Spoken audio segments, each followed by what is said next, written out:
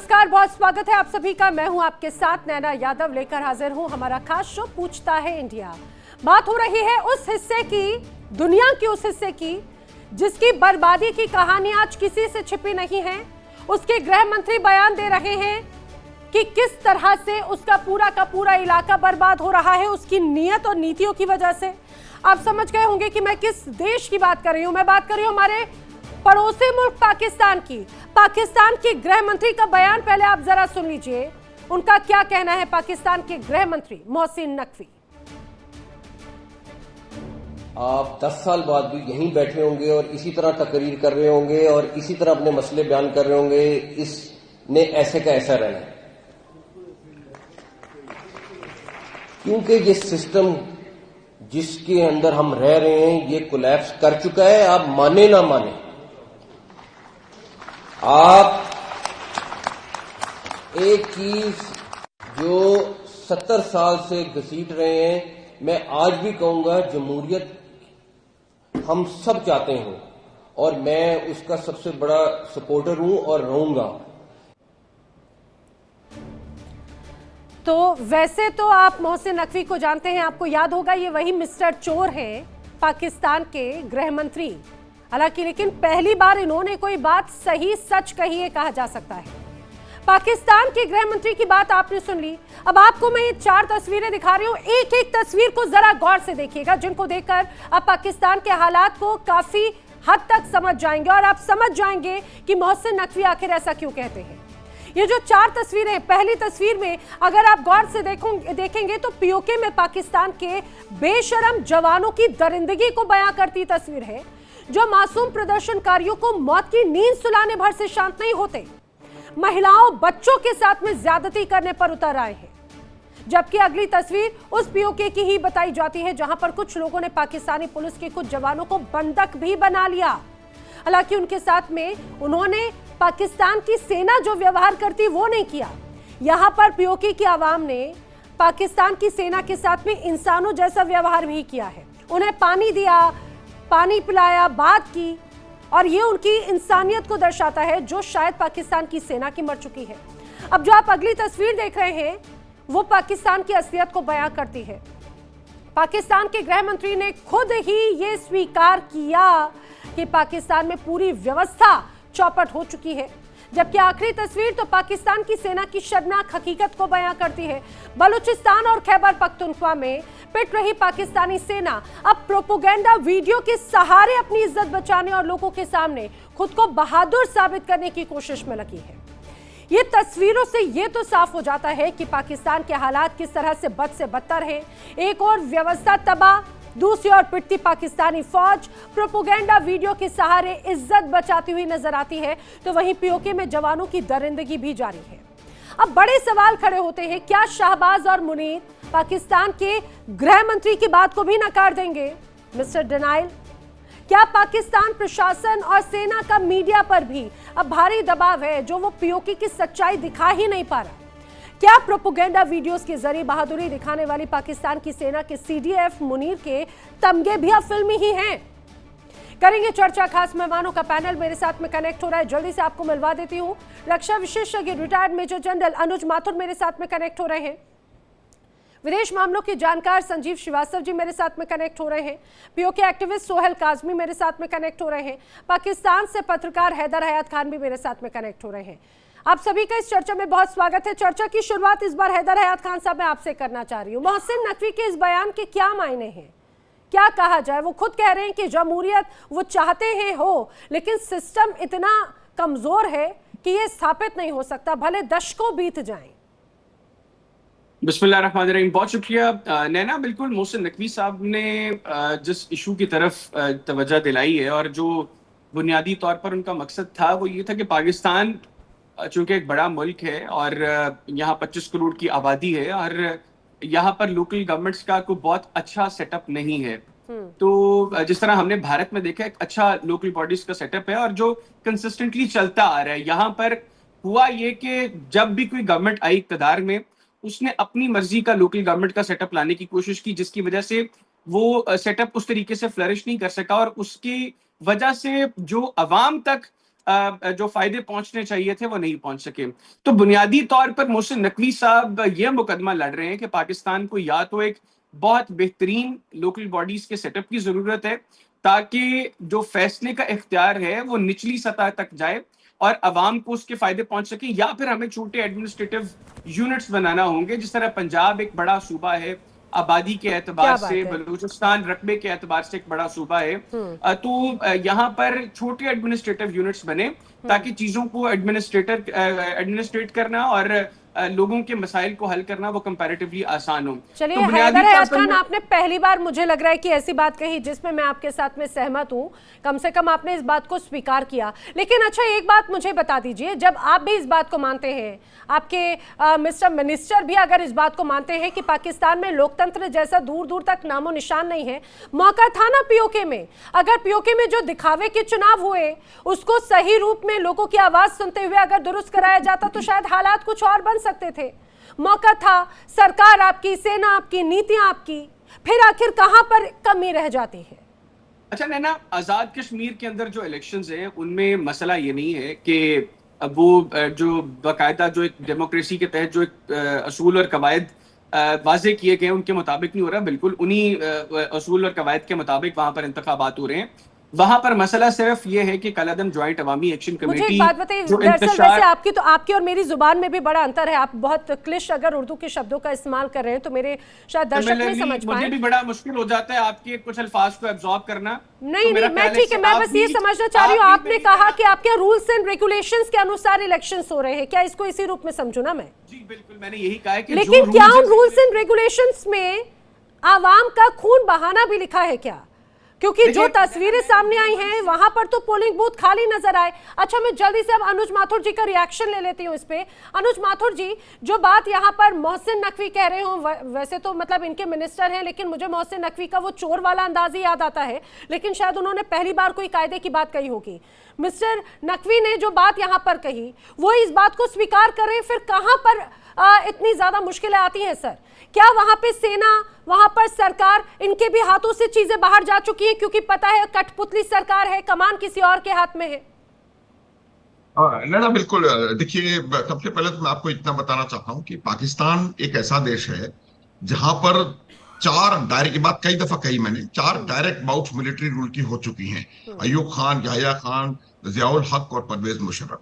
उसके अलावा आज जो परिस्थिति पाकिस्तान की है, जिस तरह से कॉन्स्टिट्यूशन में अमेंडमेंट करके असीम मुनीर ने असीम ताकतें अपने पास रख ली हैं, उससे भी मैं आपको बता सकता हूं कि अभी भी पूरा का पूरा कंट्रोल जो है वो आर्मी के हाथ में है। और कल परसों भी मैंने ये बात कही थी, जब आपका ये एक बहुत जबरदस्त लॉ है, लॉ ऑफ इंस्ट्रूमेंटेशन, और वो यही कहता है कि जब आपके पास सिर्फ और सिर्फ बल प्रयोग एक ऐसी ताकत है जिसको कि आप समझते हैं कि उसके मार्फत आप कोई भी काम करवा सकते हैं, किसी भी चीज को दबा सकते हैं, किसी भी आवाज को दबा सकते हैं, तो मेरा मानना है कि इसी प्रकार की परिस्थितियां पैदा होती हैं। When the only tool in your toolbox is a hammer, everything looks like a nail। ये अब्राहम मास्लोव का लॉ है, लॉ ऑफ इंस्ट्रूमेंटेशन, और वही समस्या आज पाकिस्तान की सेना की है। और जो भी हो रहा है, जहां जहां भी आप देख लीजिए, पूरी परिस्थिति पूरे देश की आप देखिए, बलोचिस्तान में क्या हो रहा है, खैबर पख्तूनख्वा में क्या हो रहा है। अगर आपको खैबर पख्तूनख्वा में अपने खुद के लोगों पर उनको कंट्रोल करने के लिए F-16 जैसे घातक फायर एयरक्राफ्ट का इस्तेमाल करना पड़े, वहां पर गनशिप्स का इस्तेमाल करना पड़े, मुझे नहीं लगता कि उस हालात को किसी भी प्रकार से नॉर्मल कहा जा सकता है, किसी भी एंगल से। तो उसकी मैं वजह बताता हूं। उसकी वजह सिर्फ यही रही है कि जो पाकिस्तान का जो गवर्नेंस मॉडल है वो हमेशा से पूरी तरह उनकी सेना के चंगुल में रहा है, और आज भी वो सेना के चंगुल में है। और सेना को अभी भी ये लगता है कि वो वहां पर निरीह लोगों को, निहत्थे लोगों का खून बहा करके इस चीज को दबा लेंगे। ये मैं बता सकता हूं आपको नैना, गारंटी के साथ, कि आक्रोश को आप बल प्रयोग से कुछ समय के लिए छुपा जरूर सकते हैं, उसको दबा करके उसको समाप्त कर पाना बिल्कुल संभव नहीं है। ये बात बिल्कुल क्लियर होनी चाहिए, चाहे कोई भी हो, कहीं भी हो, आक्रोश को बल से नहीं खत्म किया जा सकता। और यही बात हो रही है आज जिस प्रकार से पीओजे में लगातार हिंसा हो रही है, लगातार वहां पर आप वहां हालात किसी भी प्रकार से किसी से भी पूछ लीजिए कितने वीडियो हमने आप वहां पर देखे हैं। ये लोग इसको जलियांवाला बाग से इसको असीम मुनीर को जनरल डायर से कंपेयर कर रहे हैं। वहां पर नारे लग रहे हैं कि सरफरोशी की तमन्ना, ये सरफरोशी की तमन्ना नैना वो नारा है जो कि राम प्रसाद बिस्मिल और अशफाकुल्लाह खान ने अंग्रेजों के खिलाफ लगाया था। और बताइए अब उन्हीं के खिलाफ ये इस तरह की नारेबाजी हो रही है सर।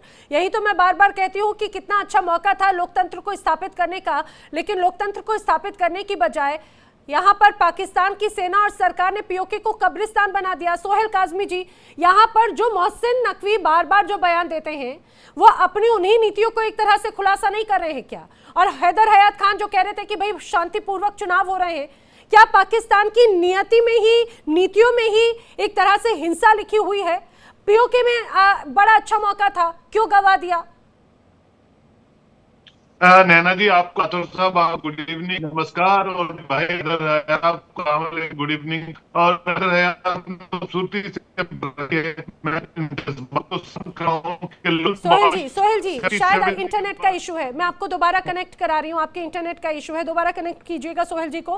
विदेश मामलों के जानकार संजीव श्रीवास्तव जी भी मेरे साथ में कनेक्ट हो गए हैं।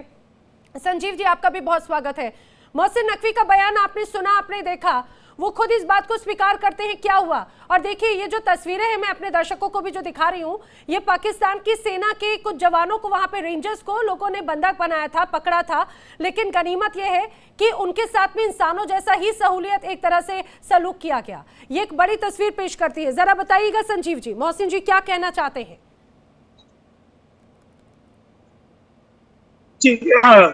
देखिए, ये जो पूरी सिचुएशन है पाकिस्तान ऑक्युपाइड कश्मीर में, जो हमारी टेरिटरी है बलूचिस्तान में, ये पाकिस्तान के जो रियल रूलर्स हैं, जो वहाँ की सेना है, वहाँ की खुफिया है, वहाँ की जो पुलिस फोर्सेस हैं, ये उन्हीं का किया धरा है। ये जिस तरीके का वो सेकेंडरी ट्रीटमेंट वो हमारे जो कश्मीरी जो भाई बहन है उनको देते हैं, बलूचों को देते हैं, और साथ ही साथ सिंधियों और पश्तूनों के साथ भी वैसा ही ट्रीटमेंट करते हैं, और एक पंजाबी सुन्नी डोमिनेशन वहां बना करके रखना चाहते हैं। उसी का ये परिणाम है कि आज पाकिस्तान के हालात इस तरीके के हैं, और पाकिस्तान में लगातार एक विद्रोह की जो स्थितियां हैं वो अनेक जगहों पर देखी जा रही हैं, जिसमें कि हमारा जो कश्मीर है, वहाँ के लोग तो अपने राष्ट्र में आना चाहते हैं, भारत में उनका अपना विलय चाहते हैं, और तभी उनका भविष्य अच्छा हो सकता है।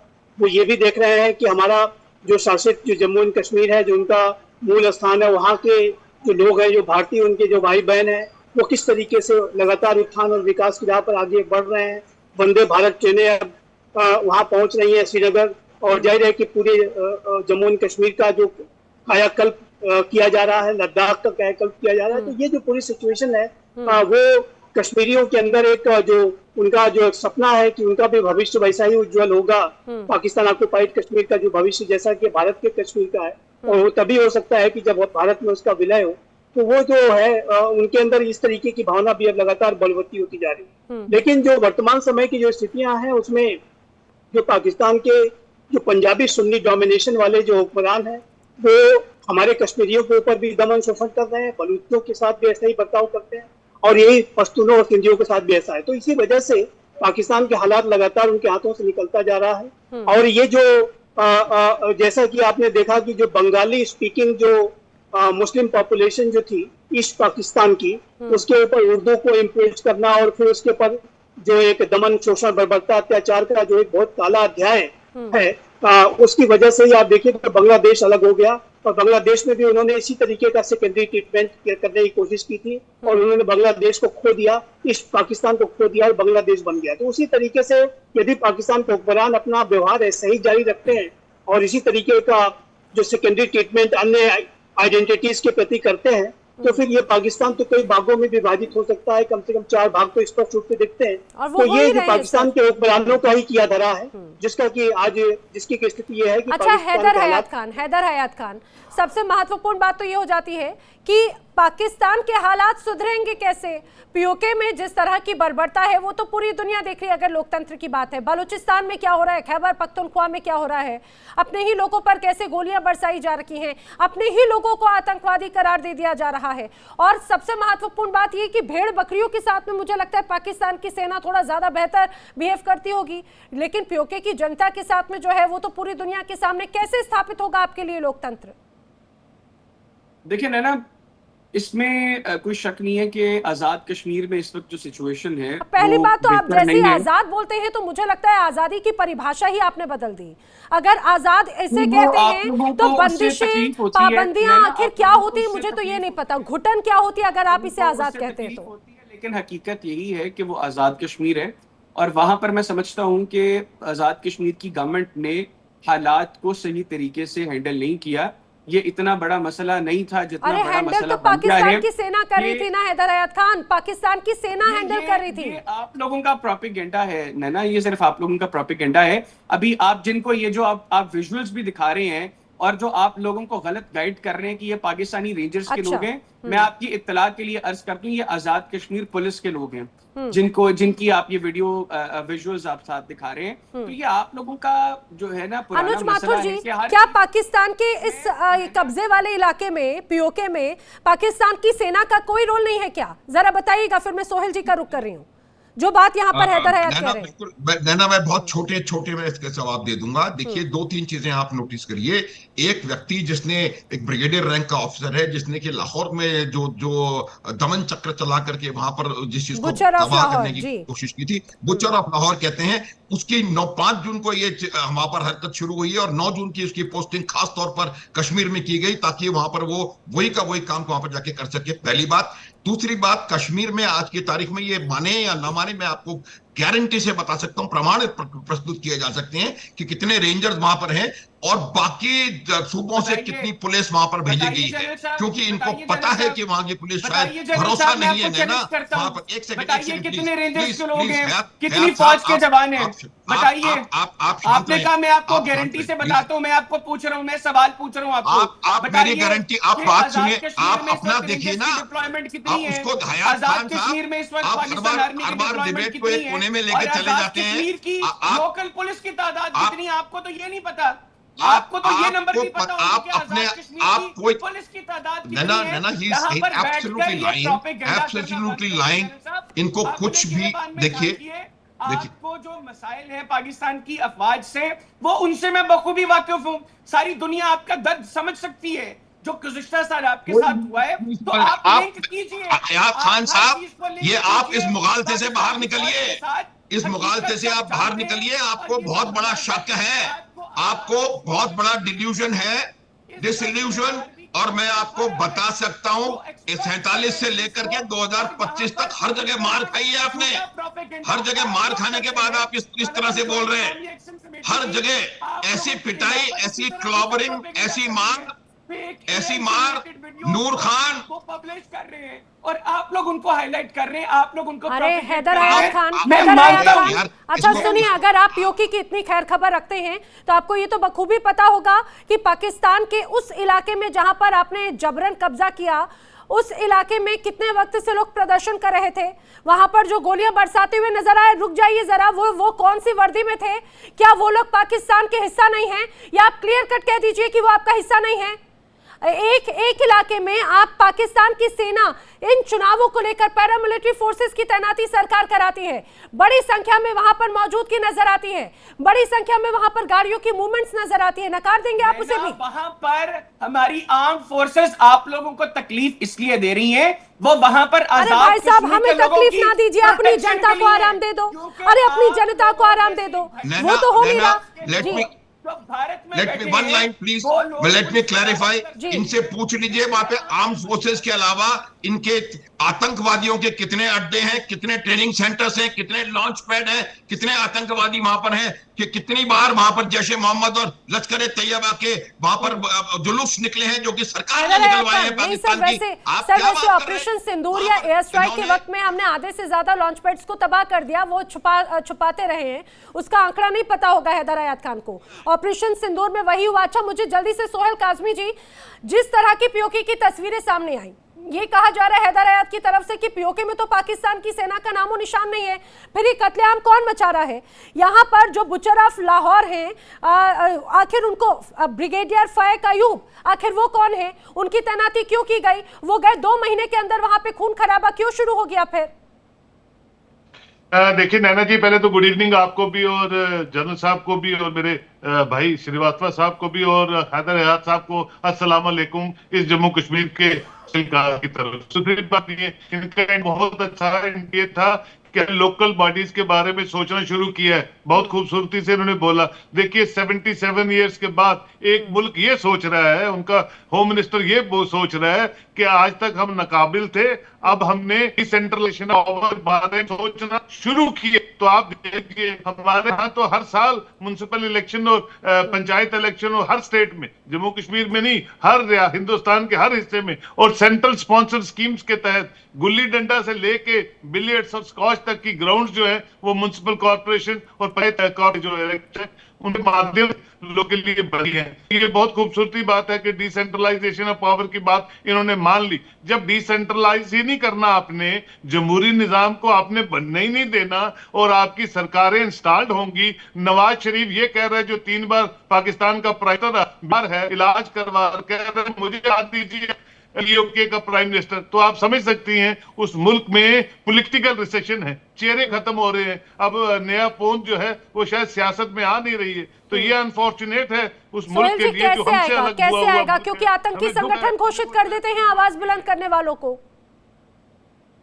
देखिए आवाज आप एक हद तक रोक सकते हैं, और 2 साल रोक लेंगे, 5 साल रोक लेंगे। आफ्टर ऑल बांग्लादेश में ना मुल्क हमारा जो हिंदुस्तान है वो अलग हुआ, 2 नेशन थ्योरी पे हुआ। जब आवाजें बुलंद हो जाती हैं तो कुछ सोहेल काज़मी जी, क्या आप ये कहना चाह रहे हैं कि जिस तरह से पीओके से आवाज बुलंद हो रही है बलूचिस्तान से, क्या एक बार फिर से पाकिस्तान के हिस्से हो रहे हैं और वो एक वाकई में वो आजाद कश्मीर बन जाएगा?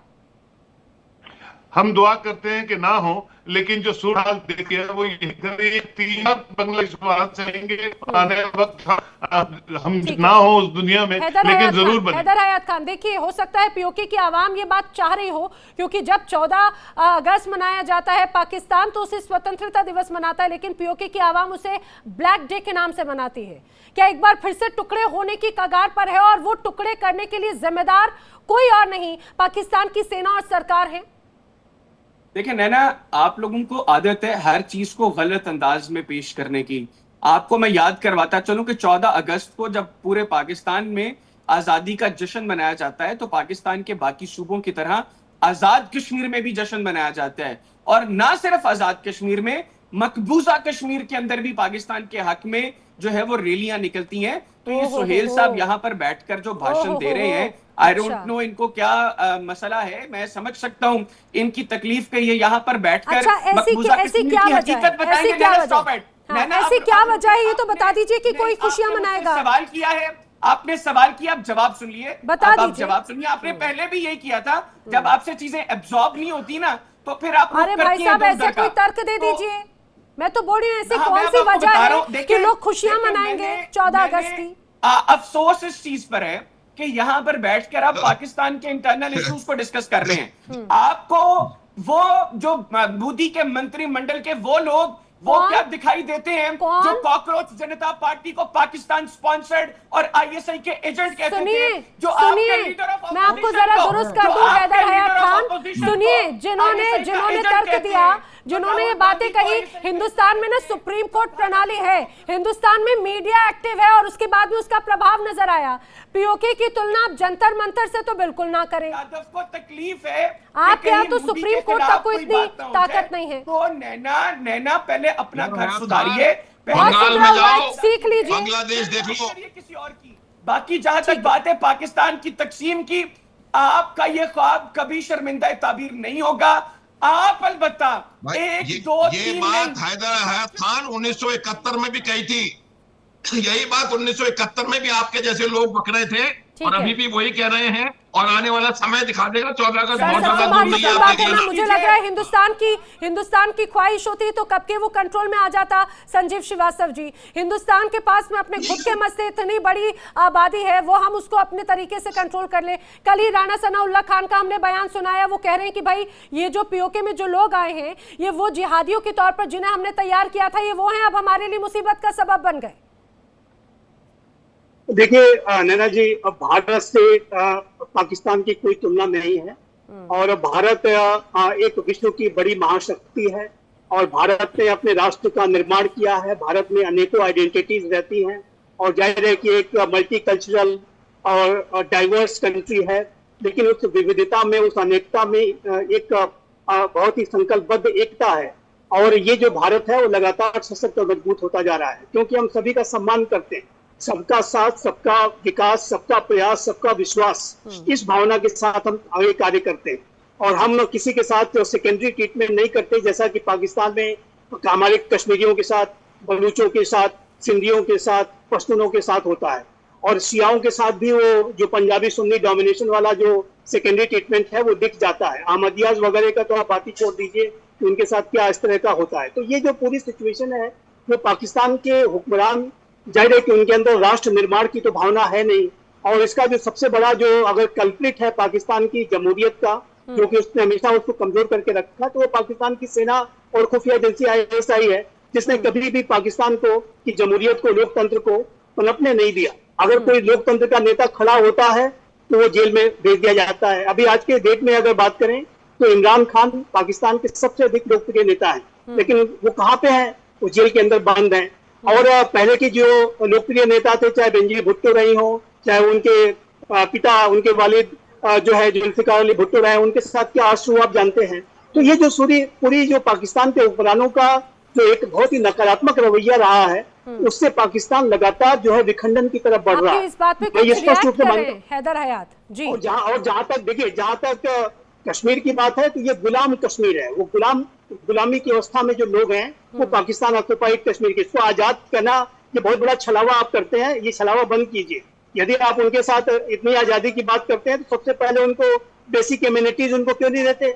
आपने कब्जा करके रखा हुआ है, और बेसिक कम्युनिटीज भी नहीं देते हैं। उनके प्राकृतिक संसाधनों को चाइना को बेचते जा रहे हैं। सारा उसका डाइवर्जन आप इस्लामाबाद और पंजाब में कर देते हैं, और उसके बाद आवाज भी नहीं उठाए लोग, और आवाज उठाते हैं तो गोलियां चलाते हैं, जलियांवाला बाग का हत्याकांड कराते हैं। तो ये जो इस तरीके का जो ट्रीटमेंट करेंगे, तो ये जो उनका विलय होने का जो दिन है वो और अधिक नजदीक आएगा। और मेरा ऐसा मानना है कि ये जो जम्मू एंड कश्मीर का जो पूरा भविष्य है, जिसमें पाकिस्तान ऑक्युपाइड कश्मीर, गिलगित बल्तिस्तान भी शामिल है, और तभी बेहतर हो सकता है कि जब वो अपने मूल राष्ट्र भारत में उसका विलय हो, और जो पाकिस्तान का जो एक इलीगल ऑक्युपेशन है वो जब समाप्त होगा, तभी उनका भविष्य अच्छा हैदर हयात खान।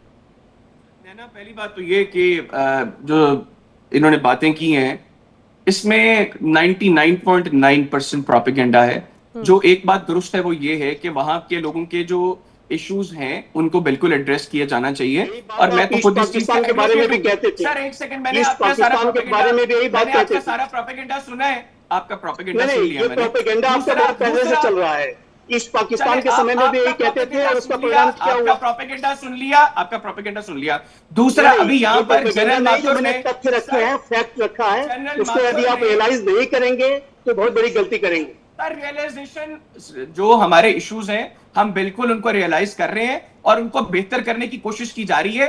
आप हमें मशवरा देने की बजाय अपने गिरेबान में प्लीज झांकिए। और अपना गिरेबान तुम्हारा बहुत दुरुस्त है, बहुत दुरुस्त गिरेबान है। मैंने बताया कि भारत लगातार आगे बढ़ रहा है, भारत लगातार शक्तिशाली बनता जा रहा है, एक महाशक्ति का स्तर बन चुका है।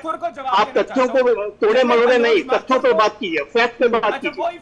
फैक्ट्स आप लोग नहीं सुन सकते। मैं जनरल माथुर को जवाब देना चाहता हूँ। देखिए, मेरी कोशिश थी कि आज का प्रोग्राम अच्छे अंदाज में, अच्छे अल्फाज के चुनाव के साथ यहाँ पर हो, लेकिन जनरल माथुर ने अभी जब आखिरी सवाल का जवाब दे रहे थे, इन्होंने कहा जी कि 1971 के वक्त भी मेरे जैसे लोग बक रहे थे। तो जनरल, बकवास बंद करो, भौंकना बंद करो। तुम्हारे जैसे कुत्तों को ट्रीट करना आता है मुझे। हैदर हयात खान, जरा जबान संभाल के बात कीजिएगा। सुनिए जरा, अब आप अपनी असली हैसियत, असली तरीके पर आए हैं। आप अभी तक आपको, आपके साथ में अगर हैदर हयात खान जी जी करके अगर बात कर रही हो ना, इसका मतलब ये नहीं कि आप इज्जतदार बन गए हैं। अपने पहले अगर आप बार बार ये बात कर रहे हैं कि अपने गिरबा में झांक कर देखिए, जरा देखिएगा, जरा गिरबा में झांक कर देखिएगा। अगर मैं आप करके बात कर रही हूं तो उस बात को गलत तरीके से मत लेकर जाओ हैदर हयात खान, वरना हकीकत पूरी दुनिया जानती है।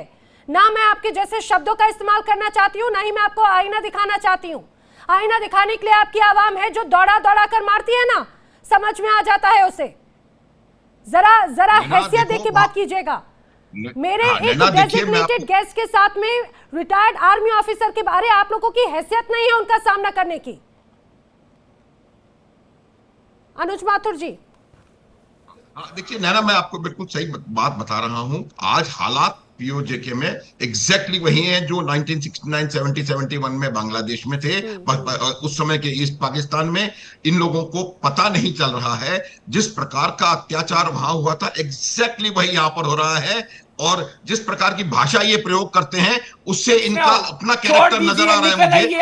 आप उसे छोड़ दें। और मेरा ये मानना है कि अभी आवश्यकता इस बात की है। ये सर एक सेकंड, अगर हालात में अंतर होता ना हैदर हयात खान, तो सुनिए जरा, स्वतंत्रता दिवस कौन से नंबर का मना रहे हैं आप जानते हैं? आपकी आवाम जानती है कितने नंबर का आप मना रहे हैं? 80वां स्वतंत्रता दिवस होगा। आखिर इन 80 सालों में आपने क्या दिया अपनी आवाम को? और जम्मू कश्मीर के उस हिस्से पर जिस पर आपने जबरन कब्जा करके रखा है ना, मैं जरा आपको एक झलक दिखाती हूँ, ज्यादा वक्त नहीं है। अच्छा सोहेल जी, बस में 30 सेकंड्स में आप इनको आईना दिखा दीजिए जिसे ये मकबूजा कश्मीर कहते हैं, आजाद कश्मीर कहते हैं। उन दोनों में अंतर क्या है और आखिर क्यों इनकी सीने पे छुरियां चली होती हैं ऐसी? नैना जी, जैसे मेरे भाई का ये पाकिस्तानी स्पोक्स पर्सन का अपना फ्रस्ट्रेशन का है, इस तरह की बुलाहट, इस तरह ये इलेक्शन पाकिस्तान की बता है।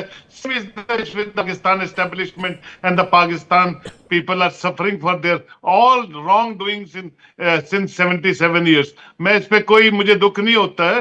ये he is a good spokesperson, he defend his country. Naturally अच्छी बात है करना ये, लेकिन जान औलाद तहजीब दायरों को जिससे ये तोड़े हैं, लगता है अल्लाह ही निगहबान है इनका भी और इनका भी और पाकिस्तान का भी और पाकिस्तान के इसका लेक्चर जनरल मनोज माथुर को भी दीजिए। जनरल माथुर को भी इसका लेक्चर दीजिए। अगर वो घटिया जबान का इस्तेमाल ना करते, मैं कभी उनके बारे में ये बात ना करता। आप कैसे करते रहते हैं? अगर इंटरनेट दुरुस्त चल रहा होगा ना, अगर आपके फटीचर देश में, तो जाकर एक बार देखिएगा। आप एक बार जरा इंटरनेट पे दोबारा क्लिप देखिएगा। जिस तरह से आपने भौंकने की बात कही, आपके मोहसिन नकवी जैसे तमाम नेता भौंकते हैं, ठीक है ना। और आपको जैसे ही मेरे डेजिग्नेटेड यहाँ पर जो गेस्ट हैं, भारतीय गेस्ट, वो आपको आईना दिखाते हैं तो आपको मिर्च लग जाती है। अरे ऐसे कर्म करते क्यों हो कि आपको बुरा लगे? ऐसे कर्म करते क्यों? कर्मों को जरा सुधारो जरा अपने देश की आवाम को। पीओके को आपने कब्रिस्तान बना दिया। हिम्मत है आपकी तमाम ऐसे फील्ड मार्शल को वहां जाने की, भौंकने की बात करते हैं। जरा संभालिए अपनी जुबान को और अपने नेताओं को, वरना वो दिन दूर नहीं है जो वाकई में आपकी आवाम आपको एक बार फिर से सबक सिखा देगी। आप सभी मेरे साथ इस चर्चा में शामिल हुए, आप सभी का बहुत शुक्रिया। लेकिन हैदर हयात खान, आगे से जुड़ो तो जरा जबान संभाल के बात करो। देखिए इंडिया डेली 24/7 अब आपकी स्मार्ट टीवी पर। इंडिया डेली मौजूद है सभी डिजिटल प्लेटफॉर्म पर लाइव और लगातार। इंडिया डेली 24/7 हर दिन राष्ट्र को समर्पित।